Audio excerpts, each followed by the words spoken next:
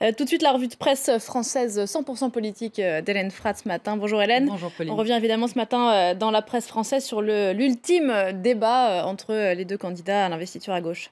Deux hommes, deux visions de la gauche pour un dernier débat à fleuret-moucheté, d'après Le Monde, qui rapporte que les deux candidats, soucieux visiblement de ne pas donner le spectacle de deux gauches irréconciliables, ont finalement exposé leurs divergences dans des échanges moins tendus que ne le présageaient les attaques de ces derniers jours. Entre Valls et Hamon, un débat de fond, poli sur la forme, confirme Libération. On a finalement eu droit à 2 heures d'échanges policés, quoique très tranchés, notamment sur les questions du travail, des déficits et de la laïcité, je cite. À Valls, la crédibilité contre le rêve. À Hamon, le futur désirable contre l'ordre ancien. Hamon et Valls affichent leur divergence, mais évitent le clash, poursuit le Figaro, qui ne manque pas de rappeler qu'au-delà de ce débat, la question de fond demeure. Comment le vainqueur de cette primaire pourrait-il élargir l'assise rétrécie comme jamais du Parti socialiste?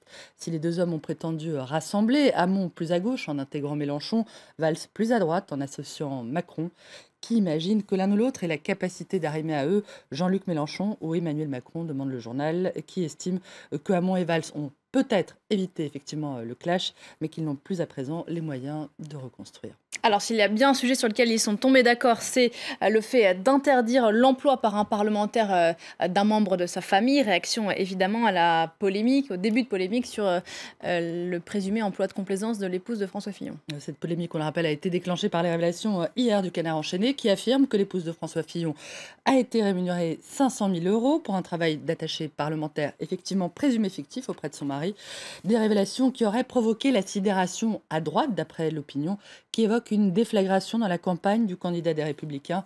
Dans le dessin de cas qu'on le voit en Ulysse, demandant à sa femme Pénélope, dis donc, c'est juste une impression ou la tapisserie est moins avancée qu'hier? La tapisserie en question se trouvant évidemment être sa campagne pour la présidentielle, alors que le parquet national financier annonce ouvrir une enquête, notamment pour détournement de fonds publics. Le Parisien voit dans cette affaire l'héritage d'un népotisme archaïque qui vient entacher l'image d'un François Fillon qui n'a pas hésité à se présenter comme le chantre de la moralité, je cite. Ma femme ne fait pas de politique, elle s'occupe des casseroles, lui fait dire le dessinateur Rançon pour Le Parisien. On n'imagine pas le général de Gaulle mis en examen, cinglette, on s'en souvient en d'autres temps, l'ex-collaborateur à propos de son ex-rival Nicolas Sarkozy. On n'imagine pas non plus Yvonne de Gaulle accusée d'emploi fictif, répond Libération, qui a ouvert ses pages à la bande dessinée à l'occasion du Festival d'Angoulême. 12 dessins offerts par le dessinateur Nedjib. Pénélope tient une aiguille qui va lui servir non pas à tisser une nouvelle tapisserie, mais à faire éclater un ballon de baudruche, la tête de son mari. Désolé, chérie. François Fillon s'est défendu en évoquant les classiques boules puantes de la politique, allant même jusqu'à taxer le Canard enchaîné de misogynie. Fillon promet de se battre pour défendre son honneur, annonce Le Figaro, qui rapporte que l'ex-premier ministre a effectivement réagi en déclarant « Alors, parce que c'est mon épouse, elle n'aurait pas le droit de travailler. » Imaginez un instant qu'un homme politique dise d'une femme, comme le fait cet article, qu'elle ne sait faire que des confitures. Toutes les féministes hurleraient, je le cite, une défense maladroite d'après les Échos, qui juge que le coup est politiquement d'ores et déjà très rude pour le candidat, dont le cœur du message se retrouverait percuté, faire des efforts, économiser l'argent public en réduisant de 500 000 le nombre de fonctionnaires, lutter contre l'assistanat. Comment François Fillon peut-il continuer à tenir un tel discours quand pèse sur lui le soupçon d'un emploi public pour sa femme, sur de l'argent public qui plus est? François Fillon, qui est toutefois loin d'être le seul parlementaire à avoir fait travailler un proche, rappelle l'Obs, qui rapporte qu'un député français sur 5 emploierait d'une façon ou d'une autre un membre de sa famille.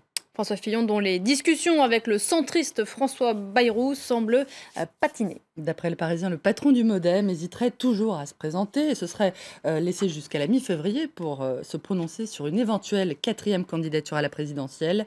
Si une alliance avec François Fillon serait devenue impossible depuis hier, selon le journal, une option resterait toujours ouverte, un ticket avec Emmanuel Macron, qualifié, on s'en souvient, d'hologramme dans le passé par François Bayrou.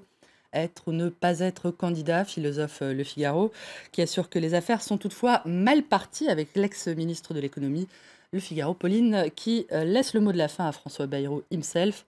Je ne suis pas très différent des Français qui ne se retrouvent pas dans l'offre politique actuelle. Alors, comme eux, j'attends et je réfléchis.